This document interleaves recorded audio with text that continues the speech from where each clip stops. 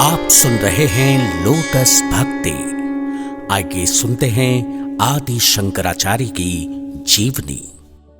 इस महान, दूरदर्शी, दार्शनिक और धर्म की रक्षा करने वाले आदि शंकराचार्य की जीवन यात्रा शुरू होती है केरल के एर्नाकुलम जिले के काल्टी या कलाड़ी गांव से। नंबूद्रिपाद ब्राह्मणों के उस गांव में शिवगुरु नाम के एक विद्वान रहा करते थे। कहते हैं भगवान शंकर के आशीर्वाद से उन्हें एक पुत्र हुआ जिसका नाम उन्होंने शंकर रखा। आमतौर पर इतिहासकारों की राय यही है कि शंकराचार्य का जन्म करीब 1200 साल पहले 788 ईस्वी में हुआ था। हालांकि कुछ लोग बताते हैं कि उनका जन्म 2500 साल पहले हुआ था। जन्म से ही शंकर अपनी अद्भुत प्रतिभा से सबको चकित कर रहे थे। कहा जाता है कि वे इतने प्रतिभाशाली थे कि 3 साल की आयु में ही मातृभाषा मलयालम सीख ली, वेदों को पढ़ डाला, धर्म के कठिन प्रश्नों का उत्तर देने लगे। बालक की तीक्ष्ण बुद्धि और धर्म ज्ञान की ख्याति धर्म गुरुओं तक पहुंची तो वो बालक की परीक्षा लेने के लिए उनके घर पहुंचने लगे। ऐसे ही कुछ दिन कुछ धर्माचार्य बालक शंकर से मिलने उनके घर आए। शंकर के पिता ने उन्हें घर में ऊंचे आसन पर बैठाया और उनका यथोचित सम्मान किया। कुछ देर में उन्होंने बालक शंकर को बुलाया। 3 वर्ष का नन्हा शंकर उनके सामने था। उसकी उम्र जरूर कम थी, लेकिन आत्मविश्वास नहीं। उसे देखकर धर्माचार्य ने पहला प्रश्न किया, बद्धो ही को बंधा हुआ कौन है? इस पर बालक शंकर ने तपाक से जवाब दिया, विषयानुरागी। वास्तव में जो अनुकरण होता है वही बंधनग्रस्त है। प्रश्न पूछने वाले आचार्य उसे देखते ही रह गए। दूसरे धर्माचार्य ने प्रश्न किया, शंकर बताओ, घोर नरक क्या है? अपना शरीर ही घोर नरक है। इस पर दूसरे आचार्य फिर से पूछते हैं, इसका कारण? इस तरह आचार्य बालक शंकर से एक के बाद एक गंभीर प्रश्न पूछ रहे थे और सिर्फ 3 साल के बालक शंकर उनके हर प्रश्न का उत्तर ऐसे दे रहे थे मानो उन्हें हर शास्त्र का ज्ञान हो। शंकर की ऐसी प्रतिभा देखकर पहले आचार्य ने कहा, ऐसा तेजस्वी बालक मैंने आज तक नहीं देखा। पहले आचार्य की बात को पूरा करते हुए दूसरे आचार्य ने कहा, ये तो साक्षात शिव है। आचार्यों की राय सुनकर शंकर के पिता शिव गुरु गदगद हो उठे और बोले, मैं ऐसे पुत्र को पाकर धन्य हुआ गुरुदेव। इस तरह शंकर की ख्याति पूरे क्षेत्र में फैल रही थी। लेकिन उसी साल उनके पिता का देहांत हो गया। इतनी छोटी आयु में पिता की मृत्यु के बाद अब मां और बेटा ही एक दूसरे का सहारा था। मां बेटे के लालन पालन और भविष्य को लेकर चिंतित थी। परंपरा के मुताबिक मां ने 5 साल की उम्र में शंकर का उपनयन संस्कार करवाया। इसके बाद बालक को शिक्षा के लिए आचार्य के पास भेजा गया। यहाँ एक चमत्कार हुआ। जिन शास्त्रों के अध्ययन में बाकी शिष्यों को 20 वर्ष लग जाते थे, उन्हें शंकर ने 2 वर्ष में ही समाप्त कर दिया और इस तरह वो अपनी माँ के पास अपने गांव कलाड़ी लौट आए। बालक शंकर के बारे में जो कहानियां कलाड़ी के साथ साथ पूरी दुनिया में चर्चित हैं, उनमें से एक कहानी उनके गांव के पास से बहने वाली एक नदी पूर्णा से भी जुड़ी हुई है, जिसको अब पेरियार नदी कहते हैं। अभी ये नदी शंकराचार्य के गांव को छूकर निकलती है, लेकिन बालक शंकर के समय ये गांव से काफी दूर बहा करती थी और उनकी मां को पानी लाने और स्नान के लिए जाने में काफी दिक्कत होती थी। कहते हैं कि मां को परेशान देखकर बालक शंकर ने प्रार्थना की और उसकी प्रार्थना पर पूर्णा ने धारा ही बदल दी। बालक इतना तेजस्वी था, लेकिन मां की चिंता कुछ और ही थी। एक दिन अगस्त्य ऋषि शंकर के घर पहुंचे। शंकर की मां आर्यम्बा ने अगस्त्य ऋषि को प्रणाम किया और उन्हें घर में ऊंचे स्थान पर आसन दिया। घर में इतने पहुंचे हुए सन्यासी पधारे थे तो मां आर्यम्बा के मन में अपने बालक का भविष्य जानने की स्वाभाविक इच्छा हुई। अपने मन की बात मुनिवर अगस्त्य से कहते हुए आर्यम्बा बोली, गुरुवर, आप जैसे महान पुरुषों के दर्शन करना हमारे पुण्यों का फल है। मेरे बालक ने समस्त वेदों और विविध शास्त्रों का अध्ययन कर लिया है। इसकी प्रतिभा असाधारण लगती है। इन बातों से मेरे मन में कई तरह के प्रश्न उठते रहते हैं। अगर मेरे सुनने योग्य कुछ हो तो आप मेरे बालक के भूत भविष्य के बारे में कुछ बताएं।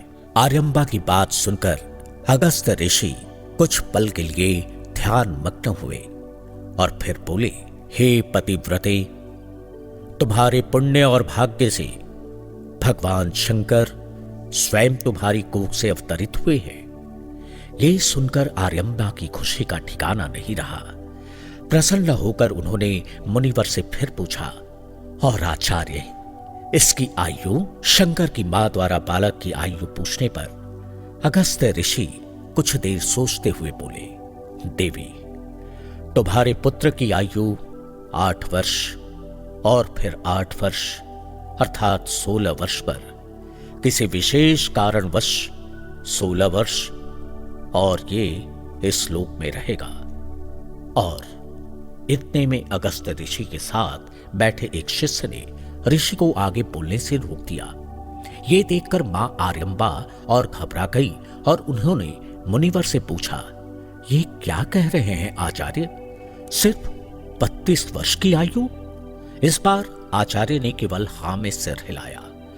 32 वर्ष की आयु में पुत्र के देहांत की बात सुनकर मां कांप उठी। अगस्त्य ऋषि की बात सुनकर आर्यम्बा के चेहरे का जैसे रंग उड़ गया। उन पर तो जैसे दुखों का पहाड़ टूट पड़ा। सचमुच किसी मां के लिए इससे दुखदाई बात क्या हो सकती है कि उसके पुत्र की अल्पायु में ही मृत्यु हो जाए। ऋषि अगस्त्य की भविष्यवाणी के बाद माता आर्यम्बा के लिए एक एक दिन पहाड़ सा हो गया। पुत्र के सिवा उनका कोई सहारा भी तो नहीं था। दूसरी तरफ मां की इस चिंता से अलग बालक शंकर, जो अब तक 8 बरस के हो गए थे, कुछ और ही सोच रहे थे। हुआ यूं कि एक दिन मां आर्यम्बा अपने पुत्र की चिंता में उदास अपने घर के आंगन में बैठी थी। तभी शंकर वहां पहुंचे। बातों बातों में शंकर ने मां से एक गंभीर विषय छेड़ दिया। वो बोले, मां, मैं देखता हूं कि लोग जन्म लेते हैं और उनकी मृत्यु हो जाती है। इस संसार में कोई सुख नहीं है मां, इसलिए मैं संन्यास लेकर सारे बंधन से मुक्त होना चाहता हूं। बालक की यह बात सुनकर मां को कुछ झटका सा लगा। वो तुरंत बोली, शंकर, इतने निष्ठुर न बनो बेटा, मुझसे ऐसे वचन न कहो, संन्यास के विचार को छोड़ दो। ये कहकर आर्यम्बा रुआंसी हो गई। मां को ऐसे देखकर भी बालक चुप नहीं हुआ। उसने मां से कहा, मां, भला इसमें अनुचित क्या है? बालक शंकर के इस प्रश्न से मां कुछ संभलते हुए बोली, देखो शंकर, पहले तुम गृहस्थ बनो, यज्ञ और आराधना करो, पूजा करो, इसके बाद सन्यासी बनना। और तुम तो विद्वान हो, तुमने तो कई शास्त्रों को पढ़ा है, तब भी तुम अपनी माता के बारे में क्यों नहीं सोचते? क्या तुम्हें अपनी माता से कोई प्रेम नहीं? मां अपना ब्रह्मास्त्र चला चुकी थी, इसलिए बालक शंकर उस समय चुप हो गए। वे मन ही मन कुछ सोचने लगे। उनके मन में चल रहा था कि उनका मन इस सांसारिक जीवन में रहना नहीं चाहता, किंतु मां उन्हें छोड़ना नहीं चाहती। वे सोच रहे थे कि मां उनके हृदय की बात क्यों नहीं समझती। माता की आज्ञा के बिना वे कैसे संन्यास ग्रहण करेंगे? जल्द ही भगवान शंकर के रूप में बालक शंकर को मां से अनुमति पाने की एक राह दिखी।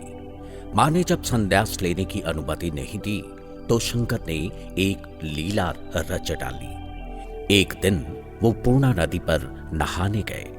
किनारे पर ही उनकी मां खड़ी थी।